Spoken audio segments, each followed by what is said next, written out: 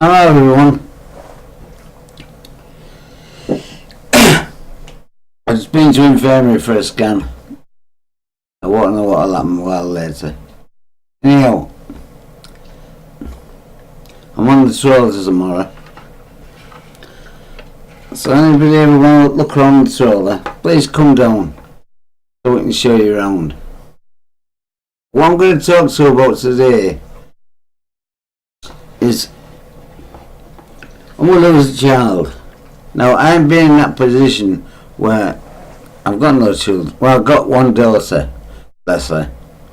She knows who she is, I know who she is, and the door's always open for her. So, because she's a double of me, bless her.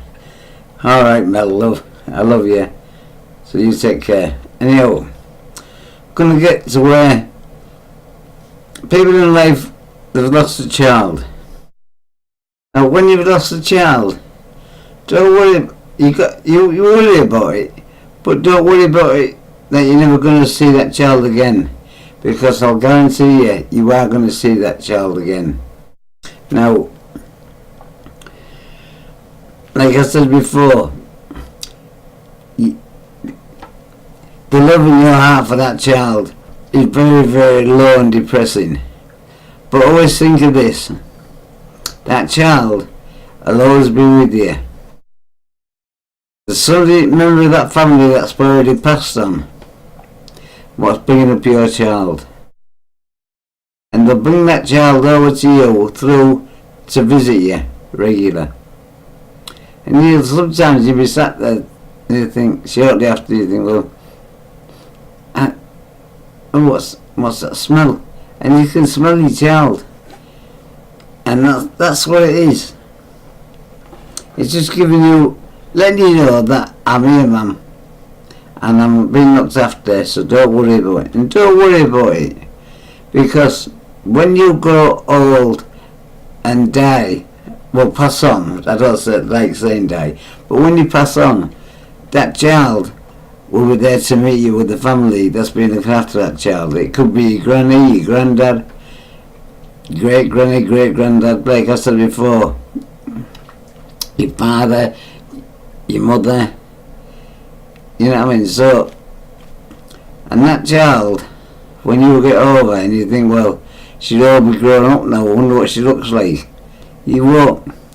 When you go over to the spiritual side, that child will be stood there waiting for you the day you lost her. That's how she'll look like. But she'll be fit. She won't have anything wrong with her. She'll be 100%. And you've got a choice. And that choice is your daughter or your son has remained that age, so you can carry on bringing him up from when you lost him or lost her. So don't worry about a thing. And that'll all come natural. Because life is lovable and it's daring and it's missed. But that child will always be where you are.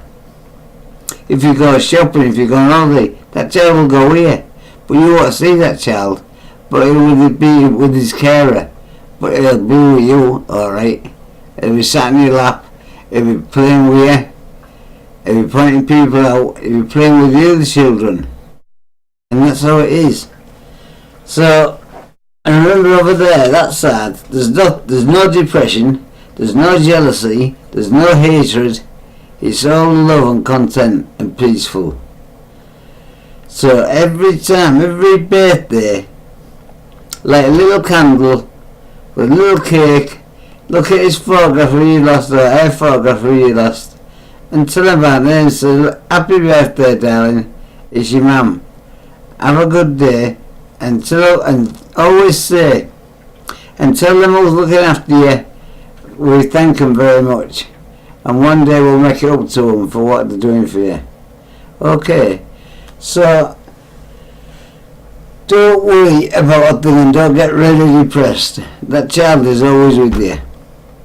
When you go to the cemetery, if that child has been buried,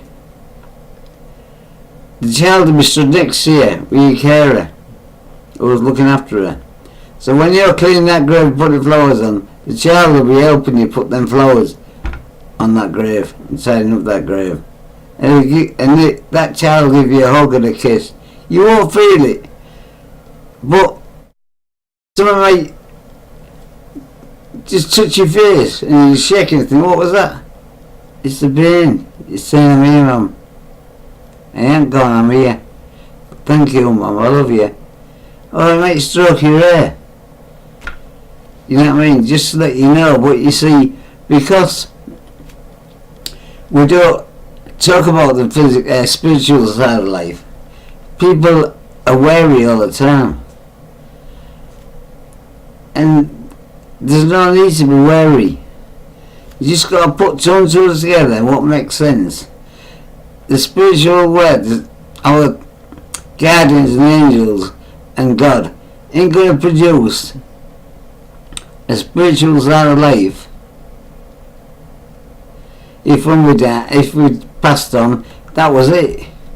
It's not going to be it. You see, because most people what's been bad are reborn again, like I said, and it's vast out there.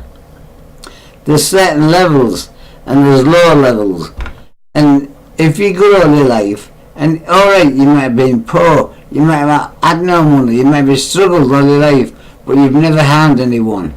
So when you go back to the spiritual side of life, you don't need money there, you don't need to buy food, you just think of food and it's there in front of you.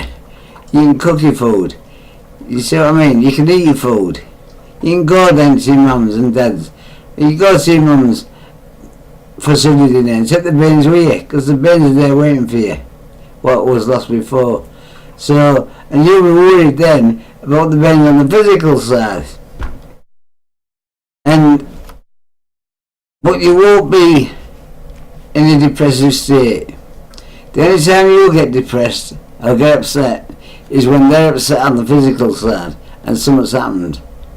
And you get upset because you can't be there in the physical side with them as a physical being. But what you can do is watch over them and sit in the house and cuddle them, give them a cuddle. So don't ever think that child is going to be wandering around in the spiritual side of life. It does not happen, and it would not happen. They're too kind, too Christian-like over there. And this is what we've lost of this side of life. We've lost being Christians. You don't have to keep going to church. You can say it inside. I mean, you see, the Christian way of life, what you don't realise is, we are God's children. And we can't see him all the time, we can't hear him all the time. He's a busy man. He's building up, and he's still building up this world of ours. I mean, I'd love to explain to you that the planets out there, there's more planets next to us what we can't see. That's where you'll be living. But one thought, just a little thought, and you're back here, looking after your kids and looking out for them and walking around and seeing them all. Because when you think of them, your loved ones, tell them how much you love them and talk to them. If you look at a photograph of your mum, your dad or your children, what you've lost, talk to them normal. Because all them nice thoughts will go back to them. No evil thoughts, I've told you before, no evil thoughts pass through that door. They bounce off. Only lovable, pure, lovable thoughts go to them. And when them thoughts go to them, your thoughts, they come straight back to you. To say thank you. Oh, I heard you, Mum. Thanks, Mum. You know what I mean? So never ever be frightened. That's it. And that goes from, like I said, when I said before, you've lost a child, you've been waiting for years and years for a child, and all of a sudden you've got that child and you miscarried. You know what I mean? And it's heartbreaking. And it's got to be heartbreaking because you've waited that long. You've seen other people out there with their children thinking, oh, I'd love what it'd be like if I just had my own child. And that happens. And believe me, don't ever forget that. Because that child will be brought up, rescued, taken home and brought up by a loving member of your family. And they're all over there. That's what they know. And they'll bring that child to you and say, your mum there, look. And that child will come and sit with you. And he'll get to know you. And he'll come down every chance he can get to see his mum or his dad. So don't ever go, oh, I had a miscarriage, yeah. I don't know what I look like. He looks like you. That's what he looks like. Or she looks like. So always talk to him, always say in your mind, if you've got no photograph because you've had a miscarriage, you've got a photograph, but just say to yourself, I know you're around, and I know someone will be looking after you, but one day we'll meet again, so take care, and I love you so much, we will meet up again. And you will do, and you'll bring that child up as a child, and you'll have the chance of doing that on the spiritual side. So your life will be fulfilled on that side, where it wouldn't be on this side. You see, a lot of things would never happen on this side, physical side, but all we're interested in is who we can kill, how many we can kill, and how much power we can get, and how much greed we can have. Yeah, every day on the telly, there's little African children dying by the thousands every day for starvation and disease. We shouldn't have to starvation. We shouldn't have had disease. But we have, because we spend all our money on how to kill people, making new things, gunboats, wars, bombs, anything to kill more people, to get more land. And what do we do with it? It's no good to us. It's like when people say, oh, he's died of cancer. Hey, I used to drive wagons to food factories, and yet when you drove these chemicals to food factories, what mixed with the food, these frozen foods, I'll tell you now, you used to have a card, something like that, a card like that, right? And on that card, it was a UN card, and it had to be, in case you had an accident, you automatically give it to the fire brigade. It tells you what chemical was in there, what the chemical is and what it's used for.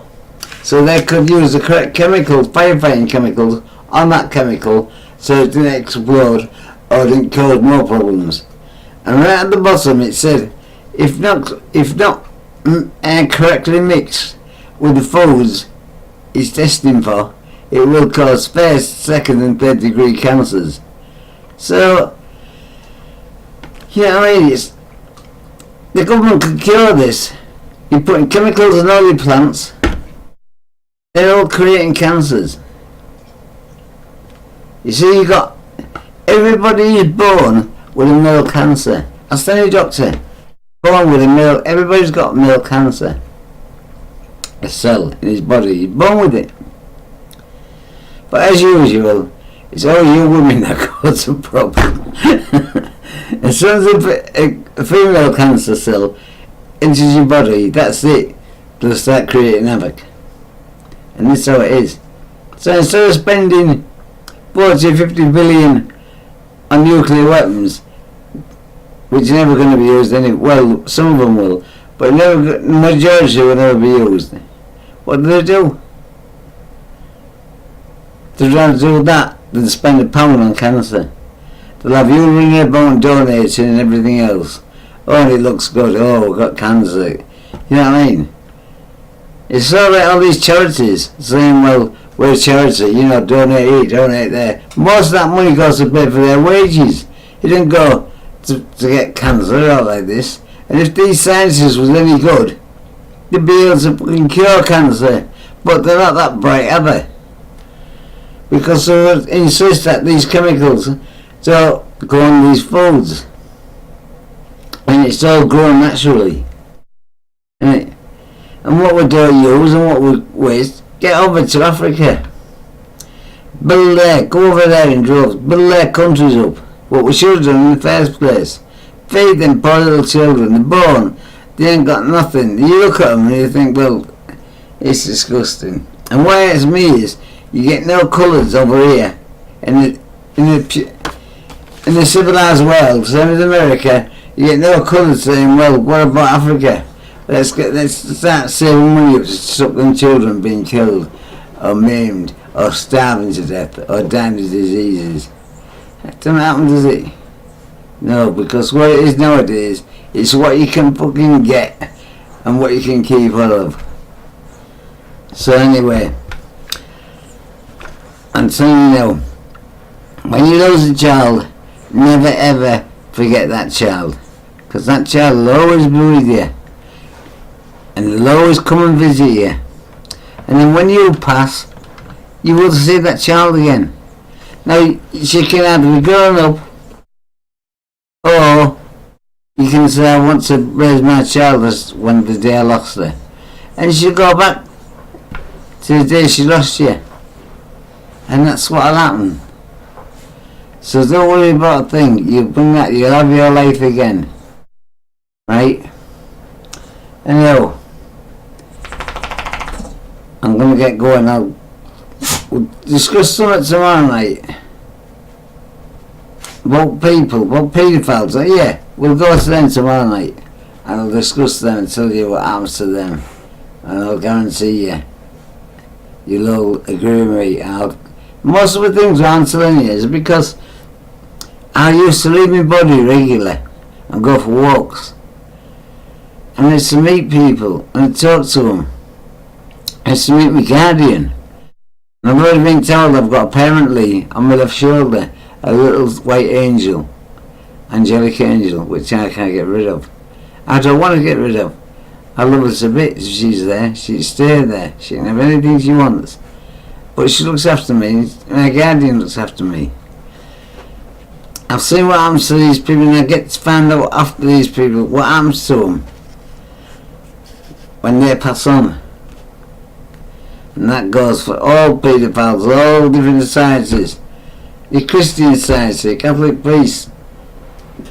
They think, oh, I'll pray to God and I'll ask for forgiveness. He does not, and I'm telling you all now, he does not forgive. And you'll realise that when you get on that side, and you say, I ask for forgiveness. And you say, well, why should we forgive you? We gave you a life to make good at that life. You created a problem and didn't go the way you should have gone. So who's to blame? It's definitely not them. It's you. You're to blame. Because you could have walked away and got help. But no, you went and did that, and you thought, right, I want young children, so I'll become a priest. And there's millions of beautiful priests out there who are dedicated to the work they do. And what they do believe in as a Catholic priest, they believe in life after death. Right? Now, I never say death, I just say you returned home.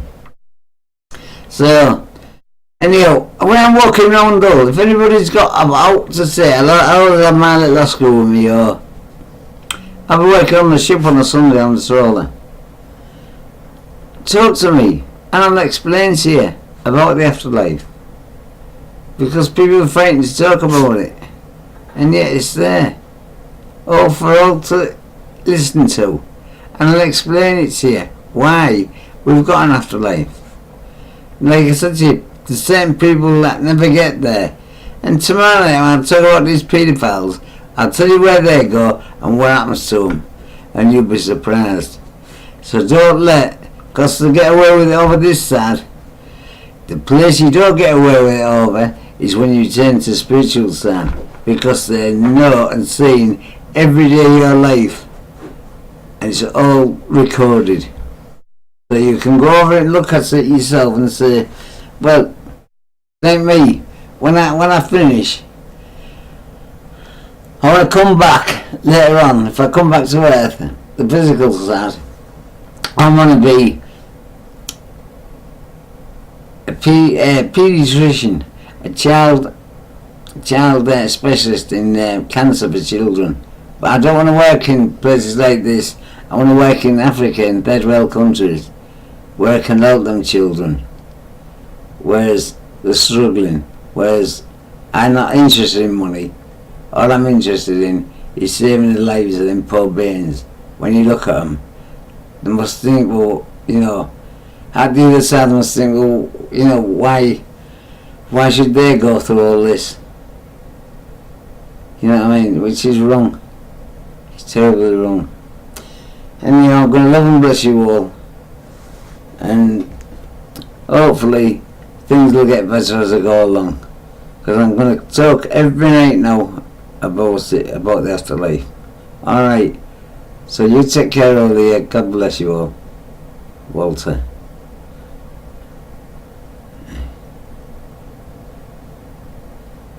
Can't find this.